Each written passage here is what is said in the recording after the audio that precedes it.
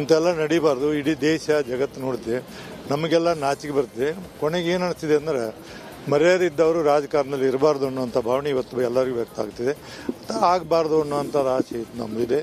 ಈಗಲಾದರೂ ಅದನ್ನೇ ದಿನ ಒಬ್ಬರು ಅದಕ್ಕೆ ಪರ ವಿರೋಧ ಹೇಳೋ ಬದಲಿ ಕೋರ್ಟು ಕಾನೂನುಗಳಿದಾವೆ, ಏನು ಕಾನೂನು ಕೋರ್ಟ್ ತೀರ್ಮಾನ ಮಾಡುತ್ತೋ ಅದಕ್ಕೆ ಬಾಯಿ ಮುಚ್ಚಿ.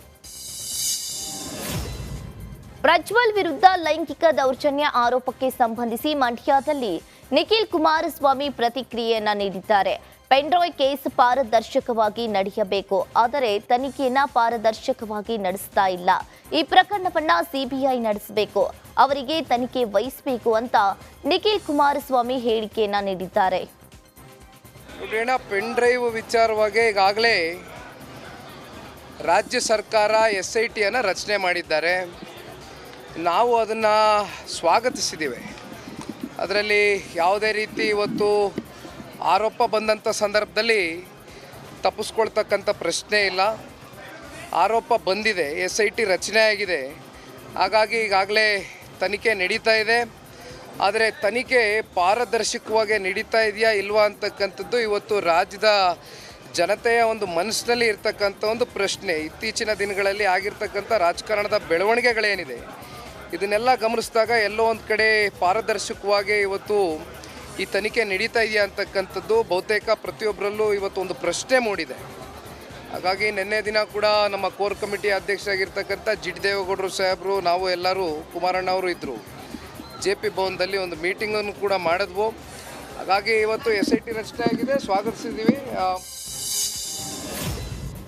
ರಾಜ್ಯಪಾಲರಿಗೆ ಜೆಡಿಎಸ್ ನಿಯೋಗ ದೂರು ನೀಡಿದ ವಿಚಾರ ಸಂಬಂಧ DK ಶಿವಕುಮಾರ್ ಕಿಡಿಕಾರಿದ್ದಾರೆ. ಬಸವಣ್ಣ ತತ್ವ ಉಲ್ಲೇಖಿಸಿ ಜೆಡಿಎಸ್ ನಾಯಕರ ಆರೋಪಕ್ಕೆ DCM ನಡಿ ಈಗ ಶುರು ಮಾಡೋಣ.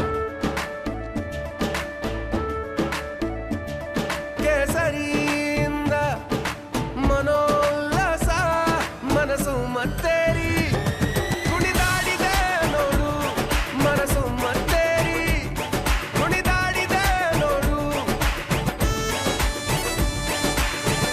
ಕ್ಷಣ ಕ್ಷಣವೂ ಆಚರಿಸಿ ಕೇಸರಿ ಹಬ್ಬ. ವಿಮಲ್ ಬಾಯಲ್ಲಿ ಹೇಳಿ ಕೇಸರಿ.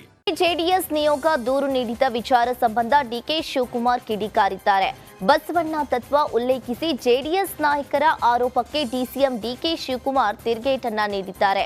ಇನ್ನು ಲೋಕದ ಡೊಂಕು ನೀವೇಕೆ ತಿದ್ದುವಿರಿ, ನಿಮ್ಮ ತನುವ ಸಂತೈಸಿಕೊಳ್ಳಿ, ನಿಮ್ಮ ಮನವ ಸಂತೈಸಿ, ಮೊದಲು ನಿಮ್ಮ ಮನೆ ಸರಿ ಮಾಡಿಕೊಳ್ಳಿ ಅಂತ ಕಿವಿ ಮಾತನ್ನ ಹೇಳಿದ್ರು.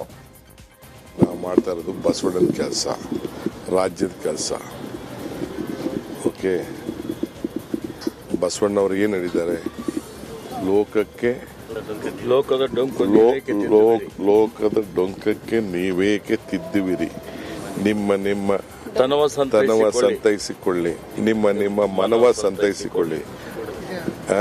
ಬೇರೆಯವರ ಇದಕ್ಕೆ ಯಾಕೆ ಫಸ್ಟು ಇದೇ ಅಂತರಂಗ ಶುದ್ಧಿ, ಇದೇ ಬಹಿರಂಗ ಶುದ್ಧಿ. ಫಸ್ಟ್ ನಿಮ್ಮ ಮನೆ ರಿಪೇರಿ ಮಾಡ್ಕೊಳ್ಳಿ ಅಂತ ಹೇಳಿದ್ದಾರೆ ಎಲ್ಲರಿಗೂ ಕೂಡ. ಬೇರೆಯವ್ರ ಬಗ್ಗೆ ಯಾಕೆ ಮಾತಾಡ್ತೀರಿ? ಲೋಕದ ಡಂಕ ಯಾಕೆ ಹೇಳ್ತಾ ಇದ್ದೀರಿ? ನಿಮ್ಮ ಮನೇಲಿರೋ ಡೊಂಕನ, ನಿಮ್ಮಲ್ಲಿರೋ ಡೊಂಕನ ನೀವು ತಿದ್ಕೊಳ್ಳಿ ಅಂತ ಹೇಳಿದ್ದಾರೆ. ಅದನ್ನು ನಾವು ಪಾಲನೆ ಮಾಡ್ಕೊಂಡು ಹೋಗೋಣ. ವಕೀಲ ದೇವರಾಜೇಗೌಡ ವಿರುದ್ಧ ಕಾಂಗ್ರೆಸ್ ದೂರು ನೀಡಿದೆ. ಕೆಪಿಸಿಸಿ ಪ್ರಚಾರ ಸಮಿತಿಯಿಂದ ಹೈಗ್ರೌಂಡ್ಸ್ ಠಾಣೆಗೆ ಕೆಪಿಸಿಸಿ